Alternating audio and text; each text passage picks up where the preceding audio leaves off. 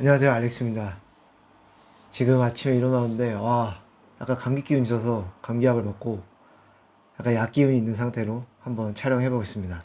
이 채널에 처음 오신 분들이 있으실 것 같아서 잠시 소개해드리자면, 저는 대학에서 영화 연출을 전공하고 그 다음에 아트 다큐멘터리 회사에서 근무를 하다가 소방 공무원으로 5년 정도 재직을 하고 이제 영어, 한국어 통번역사가 되고자 호주에서 유학 중인, 오늘은 어떤 얘기를 해볼까 하냐면은 지난주에랑 좀 이어지는 것 같아요. 그 목적에 대한 얘기를 했었잖아요. 근데 곰곰이 생각해 보니까 그 영어 화자들의 머릿속에 진짜 뿌리 깊게 박혀 있는 게 이 원인, 결과, 인과관계가, 그 문장 자체가 주어, 동사, 목적어라는 우리가 기본 문장 구조라고 하는 거, 주어, 동사, 목적어 이 순서 자체가 어떤 주어라는 행위자가 있으면은 그 목적어를 하는 데 있어서 동사가 행위를 한다. 그렇게 자연스럽게 이런 흐름으로 계속 흘러가더라고요. 어떻게 이 사람들의 사고방식이 이루어지고 있나, 이거를 거꾸로 추적해 나가는 게 저는 또 제 역할이기도 하고 언어 공부하는 데 재밌더라고요. 이거를 또 어디서 느꼈냐면은, 영어 화자들도 본인들에게 있어서 외국어를 배울 거 아니에요. 그러니까 예를 들어서 뭐 한국어를 배우는 사람이 있을 수 있고 중국어, 일본어를 배우는 사람이 있고, 그 외국어로서 거리가 따로 정해져 있다. 그래서 한국어 같은 경우에는 영어와 굉장히 멀리 떨어져 있는 언어고, 근데 이제 영어 화자의 입장에서, 영어 원어민 입장에서 가까운 언어라고 하면은 로망스 어군, 로마의 일반 시민들이 사용했던 그런 라틴어 말고 그쪽 언어들, 예를 들면은 뭐 포르투갈어, 스페인어, 이탈리아어, 프랑스어, 이런 것들을 배울 때 되게 어려워하는 부분이 있다고 하더라고요. 이게 한국말로는 뭐 접속법으로라고 이렇게 프랑스 배우는 사람들이 하는 것 같은데, subjunctivity, subjunction 이런 식으로 그 이게 되게 헷갈린데요. 예를 들면은 이게 동사에 따라서 그 종속절이 어떻게 만들어지는, 종속절 안에서 그 동사 형태가 계속 변화하나 봐요. 그 이게 이제 아직까지 흔적으로 남아 있는 거는 insist, suggest 이런 동사들을 할 때 뒤에 뭐 종속절을 보면은 동사 원형을 쓴다던가 뭐 그런 식으로 조동사의 느낌을 뒤 종속절이 갖게 되거든요. 그냥 일반 평서문으로 했을 때는 약간 전달이 덜 되는 느낌이 있어서, 뭐 당위성이라던가 이런 게. 근데 이거를 이제 로망스 어군에서는 굉장히 다양하게 변모하나 봐요. 그 주절의 동사들의 종류도 굉장히 다양하면서 그거를 그에 맞춰서 종속절에서 바꾸는 거. 근데 이거를 역으로 저는 추적을 해봤는데, 이게 아까 말씀드렸듯이 어떤 특정 동사, 주절의 동사, 어떤 정신적인 행위라던가 아니면은 뭐 소통하는 행위, 그리고 좀 구체적으로 들어가면 되게 다양하게 그 주절에서 그 종속절에 영향을 주는 거를, 동사들을 판단할 수 있을 것 같은데, 그건 또 나중에 다뤄보고. 어쨌든 이분들이 주절의 동사에 따라서 이 종속절의 동사들이 변화하는 거, 그것들이 아까 말씀드렸던 insist나 suggest 이런 동사들에서도 드러나고, 그게 투부정사로도 또 그걸 만든다는 거예요. 그러니까 이분들에게서 어떤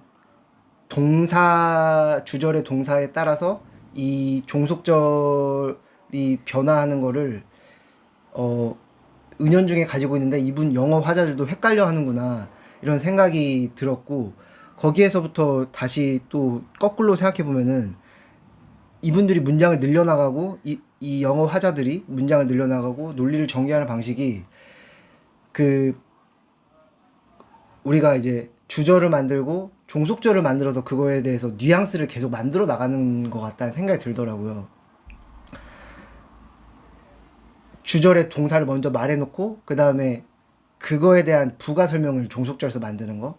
근데 그걸 이제 대절로 만들 수도 있고, 아니면은 이제 투부정사를 가지고 만들 수도 있는데 그 투부정사가 어떻게 보면 역설적으로 약간 그 포멀한 느낌이 들게 되는 경우도 많더라고요. 그래서 주절 다음에 오는 만들어지는 문장들을 대스로 하느냐 투로 하느냐도 약간의 이 사람들 안에서도 뉘앙스 차이가 있다. 이런 것들을 추적해 나간다는 그런 느낌이 들어서 이게 조금 이제 역으로 추적해 나가다 보면 영어에 좀 더 가까워지는 느낌이 들지 않을까 이런 생각이 들었고 그리고 이런 추적 과정을 거치면서 어떤 느낌이 들었냐면 이제 처음에 제가 영상 초반에 말씀드렸듯이 이 한국어랑 영어랑 되게 먼 언어잖아요.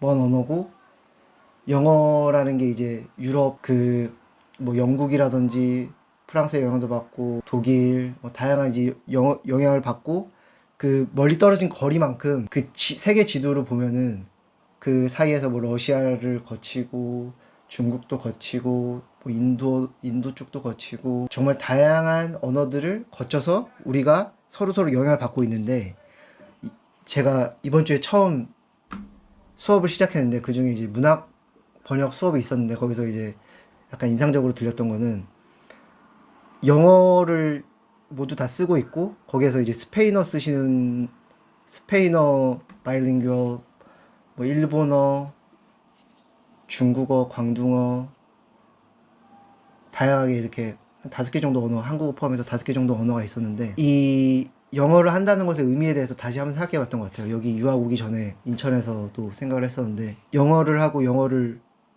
번역하고 하는 것에 대한 의미를 처음에 어떻게 보면은 영어라는 것이 전 세계 언어가 됐던 거는 우리가 그 유럽에서 대항해 시대가 열리고 식민주의를 적극적으로 만들고 그 식민주의나 자본주의가 퍼지는 과정에서 이 영어가 굉장히 많이 퍼졌고 그 식민주의 안에서도 영어를 그 언어를 사용해서 어떻게 그 계약이라던가 이런 것들을 약간은 그 원어민들의 유리한 방향으로 몰고 가는 경우가 있었고 그런 식으로 어떻게 보면은 그 영어 화자들이 피식민 이 국가들에게 침해를 가하는 행위를 했다면은 지금은 상황이 많이 이제 바뀌었죠. 20세기에 두 번의 세계 대전을 거치면서 많은 양상이 바뀌고 또 세계화가 됐다가 지금 다시 트럼프 정부가 오면서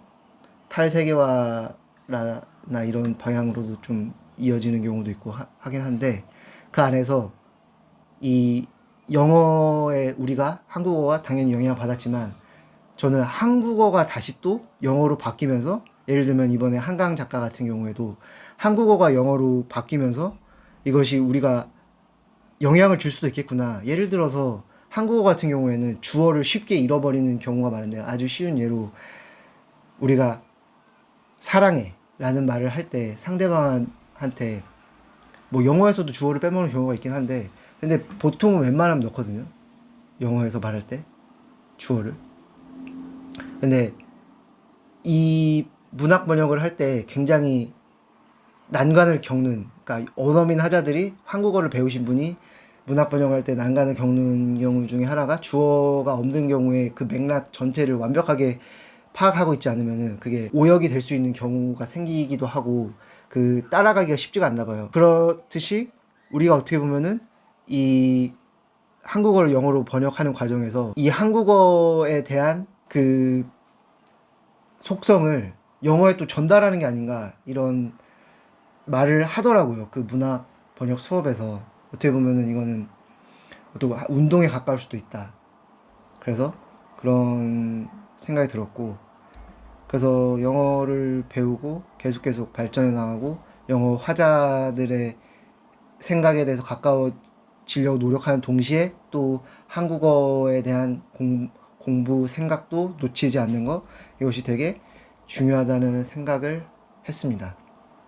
수업이 본격적으로 시작돼가지고 제가 법률 통역, 비즈니스 통역, 그 다음에 문학 번역, 문학이 아니고 번역 기술 이렇게 크게 4가지 과목이 배우는데 거기 안에서 이제 렉처랑 튜토리얼이 있어서 거의 이제 수업은 뭐 8개가 있다고 보면 되는데 그 배우는 과정에서도 재밌는 게 많이 있는 것 같아요. 지금 이제 법률 같은 경우에도 그 법이라는 것에 대한 그 개념에 대해서 많이 생각하게 되고, 어떻게 보면 이제 법치주의라는 거는 가장 기본적으로 지금 인류가 채택하고 있는 방식이기 때문에 거의 대부분의 국가들이, 그래서 그런 생각도 해보고, 그 재판 과정이라든지 진리를 찾아가는 과정 이런 것들이 어떤 인간에게 어떤 의미가 있나 이런 생각도 잠깐 해보게 되고 그런 것 같습니다. 앞으로 그런 얘기들도 좀 나눠보도록 하겠습니다.